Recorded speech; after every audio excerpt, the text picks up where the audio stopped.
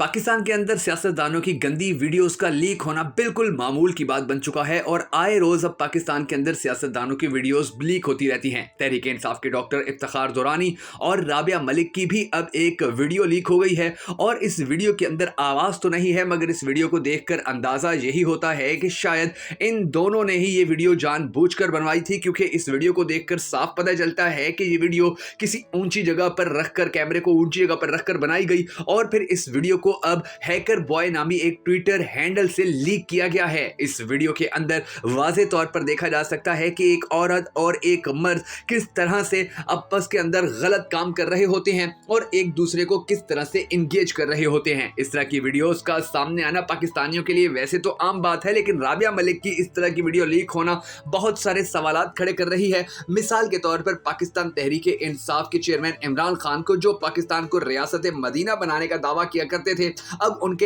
इतनी करीबी लोगों की जब इस तरह की वीडियो सामने आना शुरू हुई हैं तो शायद पाकिस्तानियों को फिर ये सोचने पर भी मजबूर कर दें ये वीडियोस कि आने वाला वक्त पाकिस्तान के लिए और भी बुरा हो सकता है और इमरान खान भी शायद दूसरे सियासतदानों जैसा था कि जिसके करीबी तरीन लोग इस तरह के कामों के अंदर मुलविस हैं कि फिर उनकी इस तरह की वीडियोस बाहर आ जाती हैं। आने वाला वक्त पाकिस्तान के हवाले से और पाकिस्तान के सियासतदानों के हवाले से मजीद गंभीर भी होता चला जा रहा है, क्योंकि आने वाले वक्त के अंदर पाकिस्तान के और बहुत बड़े बड़े सियासतदानों की वीडियोस लीक हो सकती हैं और इनकी वीडियोस भी इसी तरह लीक की जा रही हैं कि जैसे अब राबिया की लीक की गई है। अगर आप टिकटॉक और यूट्यूब के बाद हैकर्स बॉय नामी एक ट्विटर अकाउंट को देखें तो उसके ऊपर वाज़े तौर पर इस तरह की वीडियोस को बहुत ज़्यादा प्रमोट किया जाता है और उस चैनल के ऊपर तो वाज़े तौर पर यह भी कहा गया है कि बहुत सारे और भी ऐसे बड़े बड़े सियासतदान हैं कि जिनकी वीडियोस लीक की जा रही हैं। मसलन एक दिन पहले हैकर बॉय नामी इस ट्विटर हैंडल से एक लड़की की तस्वीर लगाई गई और ऊपर लिखा गया कि पाकिस्तानी ड्रामा स्टार साइमा नूर की वीडियो लीक,